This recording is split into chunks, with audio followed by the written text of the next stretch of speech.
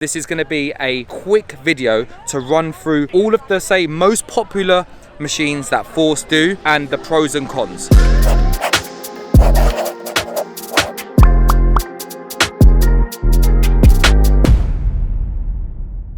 We've been running a FöRST fleet for over 8 years now, and we've been really impressed with the service as well as the products. The machines are in their own class, but I thought I'd just quickly put together this video and work with the FöRST guys at just discussing a few of the most popular machines that are on the market that are available for you guys to buy now. I know whenever I buy machines, I've got so many questions around the what ifs, the pros, the cons, which one should I get, one with a turntable, 8-inch, 6-inch, petrol, diesel. There's so many questions that I even ask myself before I invest in one of these machines, and we've got loads of these machines now, and I ask myself the same questions every single year, even with feedback from my arborists. Which one should I buy? Which one should I go to next? What's the first one that I should get? This is going to be a quick video to run through most popular machines that FöRST do. Let's go. Right, so I'm going to introduce you guys to my main man. This is Blake. Blake is my go-to guy when it comes to sales, so not service, but you help us out. You're our main contact. You're our customer relationship manager / sales guy with FöRST. So he's my go-to guy when it comes to asking questions. When it comes to machines, I'm gonna ask Blake. So Blake's gonna run through with us. We'll start with the turntable one, right? This is a 6-inch turntable. 6-inch, yep, 6x8. So tell me about this machine. Like, what are the pros? What are the cons? Let's start with a bad. Everybody wants to start with a good, but let's start with a bad. Well, not even bad, but just like the differences. Yeah. So how would we potentially struggle investing in one of these machines? Like, what are the disadvantages of having a turntable machine? Yeah. So the constraints on this machine is the maintenance side of it. So with a FöRST, want to keep it simple, want to keep it easy to maintain, and then you guys do it at the end of the day. Yeah. So on a normal FöRST, you've got the main bonnet, lifts up, you've got straight access to the engine, easy to look after, you've got all your main daily checks, your weekly checks, all right there. On this machine, you've got the clips either side.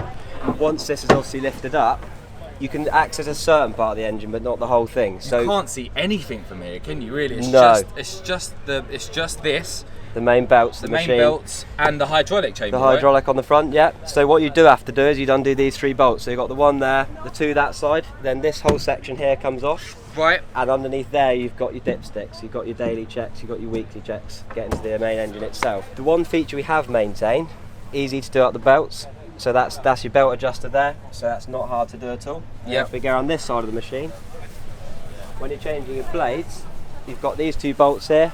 Undo both of those, the entire flywheel chamber lifts up. And that just lifts up and over. Access straight in there, and then your anvil's just there, look. So because obviously you've had to get it all into this tiny thing that can spin, right? Yeah. And if it was the longer one, it's more pivoting, so it's more risk of that sort of bearing taking a beating. Yeah. So you've had to condense everything in to make this sort of thing like a smart car. This is like a smart car version, because we've got multiple smart cars in our fleet, and my mechanics hate working on smart cars because everything's just so condensed. Yeah. The reason for the length of the machine. So if you look on there, it's what's called a 0 turn. Yeah. So it's all within the main frame of the machine. So there's no overhang into the road. So you pull up someone's property, spin it on 180 into the drive. Obviously, you've got nice easy access in the back, and it doesn't hang over into the traffic. So the back end of the machine is going to stay on the right side of the chassis, yeah. Whereas obviously the hop art, of course, we expect that to hang over, but that's where you're working. Yeah. So, okay, cool. So you don't have to worry about your machine hanging over into a road or like something else. Pavement, anywhere where there's traffic.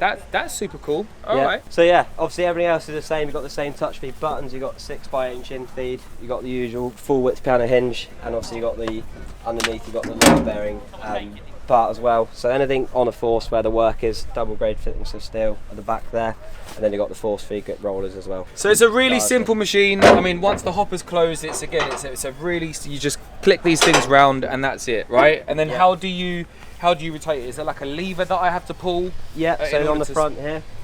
So you drop that down. That will turn in on itself. So pull this down like this. Yeah. So I slip that down. And then this just rotates. Yeah, and that will lock in at various points of the machine. Obviously, you'll bring it back to the main front. And then do you have to? Pin. So you remove that pin, you put that back into there. Yeah. And then you just lock this back in. And this is this is what you do, and then obviously you spin that round in and you lock that in. Lock that in and the pin goes straight down into there. And when it's being transported, when you're going from one location to another, is this the position that it's in? Hopper to the back and then pin to the front? Yeah, you never want to be travelling without that because we need that locked in at all times. That's your safety feature. Otherwise, you're just putting constant pressure on that bearing, right? So as it's spinning or if it's driving around like that, you're just shuddering that bearing to the point where it would just fall apart, right? 100%. Over time. Yeah. Cool. Oh, so that's super cool. That's really easy. I mean, like, look, I'm holding a beer, yeah? And I could just move this thing to the side and then I could just lock it off here like that and start the chipper up. So look, if you can operate this with just one hand, then it's super easy. This is like a really solid machine. It actually feels quite solid as well. Yeah, top unit is a big unit. So this machine is ideal for people who work highways. Urban sector's a big one for us in the cities, where you've got tight access drives, things like that. Yeah, very tight for space, or maybe parking is maybe a constraint, and you can get the van and chipper in, but actually rather than needing like another car's worth of space behind the hopper, this one would just mean you just pull this thing down, move it over to the pavement, lock that thing off there, and then just take the hopper, take the funnel, and spin that thing round. Yeah. See, look how easy it is. So easy, guys. Just spin that back towards the van, and then now you're all of a sudden you're just chipping into the back of the van. Easy. Cool. So that is the TT6. Does it come in 8 inch as well, or is it just a 6 inch? No, just a 6 inch. Yeah. Okay. Cool. All right. Great. So this is a 6 inch chipper. Moving over to the one that we purchased from you recently. Yeah. So we've just switched all of our machines over to these ones. We've got a load of these coming in hopefully in the next few weeks. Yeah. No pressure. Let's call it a month. That's a nervous laugh because I'm gonna push him now. Like, I know we bought loads of these from you. I want them yesterday. Like, I've made the decision. No, it's cool. So these are the ones that we bought from you. Yeah. Yeah. So this is a 6 inch HD chipper version like this. That's the model. 40 horsepower petrol, Briggs and Stratton engine on there. The ST6P heavy duty, our best seller by far on the range, this product. Recently introduced, so it only came in around 6 months ago. But yeah. I think the first time you showed this one was at the APF show last year, wasn't it? Yeah. I saw these and I was like, Blake, you've found the roots of my heart. Everything I own in my life is black. My car, my clothes, my phone, my everything I have, cameras, everything. If it comes in black, I'll have it. I'll have 2, maybe 3. We bought loads of these, but yeah, I saw this and you stole my heart. But the fact that you give it, so this is called the Edition 40. Yeah. Why did you name it the Edition 40? Due to the engine. So we went from 37 horsepower up to a 40 horsepower engine. Great upgrade, and then you've got the electronic throttle as well to go with that. So we've done away with the manual throttle. Oh, right, okay. Electric throttle on it. So how do I adjust? Is it all done here, or is it done? This is the roller speed. Yeah, that's the adjustable feed roller. Once the machine's on, got this end button there, it will be in tortoise mode obviously once started. Click that button there and you're straight into hare mode. Oh, nice. And obviously it's all got a key, right? They've all got keys as a regular, but it's all just digitalised. Everything is digitalised now, yeah? Yeah, that's all on the screen, anything you need to know. Obviously you've still got the central greasing bank on the machine. Still got the nice clear 30 litre fuel tank as well. Nice. So where the machine has been working for us, we've kept the same, but obviously we've changed to steel bonnet. Yeah. We've got the spare wheel on the side, and then we've got the new engine as well. Because some of the old ones that we part exchanged from you guys, they have fiberglass bodies. Yeah. Those were the ST6Ps. So, but we've now decided to switch them all out. We've changed the whole fleet over to the HDs, which means we've now got steel bodies, steel frames, steel chassis. But obviously, back when we bought the ST6Ps, there were driving constraints, like we weren't allowed to tow anything more than 750 kilos without a trailer license. Now we don't have that constraint as drivers, so we can now invest in some more robust, heavy duty, just solid machines and not have to worry about any sort of driving constraints. Is that right? Yeah, absolutely. So yeah, it's 885 kg. You can still whip this off the back of the van, move it by hand without a problem. You know, we still want to keep it light for you guys.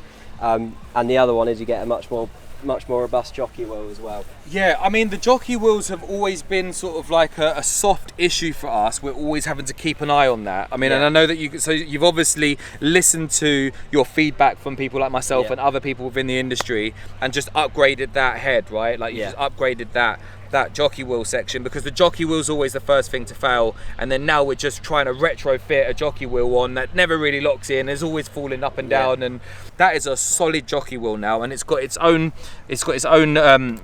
greasing nipple as well, just to keep that user experience like nice and smooth. You're not going to have to worry about breaking your wrist as you change that over. That's super cool. And there's multiple grease points on it actually. Yeah, you got the main one here for the front half of it. Got the middle grease point and then the one for the jockey wheel as well. And then as you always have fun, you've got like the ball joint locking point where we can just lock that onto a machine. Also, they come with now a new. Well, I don't think the ST6Ps had those spare wheels, did they? No. So they used to be kept in the back of the machine, and you'd have that in the van somewhere in the cab. Whereas this is standard now, so any ST6P heavy duty will come with that as fitted. What we didn't have on the 6Ps were these flaps. These are something that's new. Is this a compliance thing? Is this a law thing? Yeah, so it's always, we've actually always had them on the machines. Obviously, when you're feeding a machine, you've got chip things coming your way. You know, you've got that barrier of security there. Yeah, it's a safety precaution. So one of the things that you guys need to also know, maybe you don't know it, but once you buy a machine that has something like that has been manufactured with a safety component like that, the moment that thing's damaged, it's really important that you bring it back to what it was before. So if you've got people working in your organisation or people within your team who are just cutting these off and ripping them off because they think it's easier to use without having these on it, by law, you have to have these things back reinstalled. So I know that FöRST are going to have them in stock in case they do get damaged. As you know, over a period of like 3-5 years, they're going to get damaged. There's going to be wear, there's going to be weathering because it is just rubber. But you do make sure that if your machine comes with this sort of safety component, you have to make sure that it retains it. But it looks like all of your machines have them now. Yeah, it comes as standard, so they always have had the curtain on there. Do you think we should probably, let's go over into your biggest, what's the biggest, beefiest machine that you guys have? Like, what? Let's just show people on the fleet is the XR8. So right. It's our big embankment machine. You're going to get the same throughput, the same infeed size as the ST8. Yeah. But you're getting it on tracks, and not only on tracks but on embankment legs as well. So this is our rail chipper. This is what we sell a lot into that sector. But it allows you up to quite a big gradient. You can see obviously the various facts on the board there. On the machine, it goes up to 35 degree banks.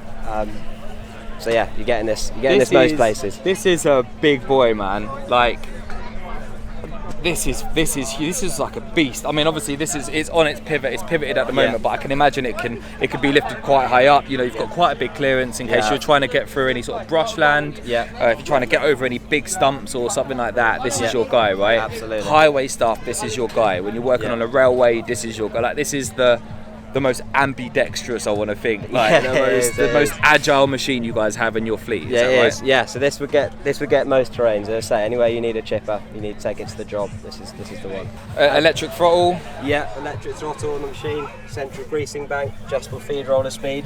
On this particular model, this has got an extra on it, so it's got the lighting tower. Yeah, that's the button there. That is bad boy. So there is a nice light tower up there, guys, that if you flip that switch, you can pretty much light up your work area. You can. I mean, I wish I had those on my ST6 HDs, but I just think it's overkill. It's another thing to go wrong, and it's another thing for the boys to break. So, like, guys, if you're listening, we ain't getting it. Don't even think about it. Don't even ask for it. We're not getting it.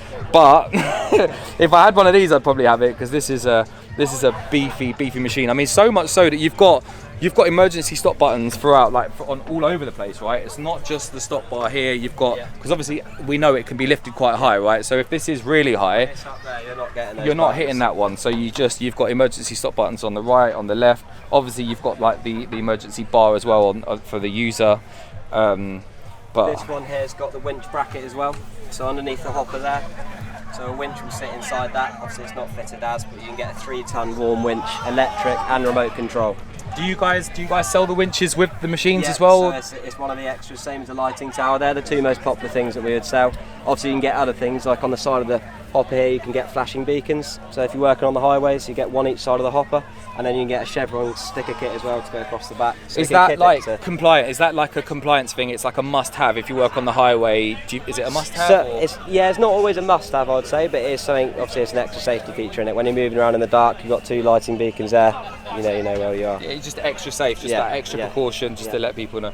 And what are these things? Are these things here for a particular reason? I haven't seen those on a chipper before. Yeah, so they're lashing points. When you're strapping the machine down, they're the lashing points. Of course. You can also get a leg jack as well for these machines. So if you're needing to change a track, if you're out on site and the track comes off, you can get a leg jack for the side of the machine.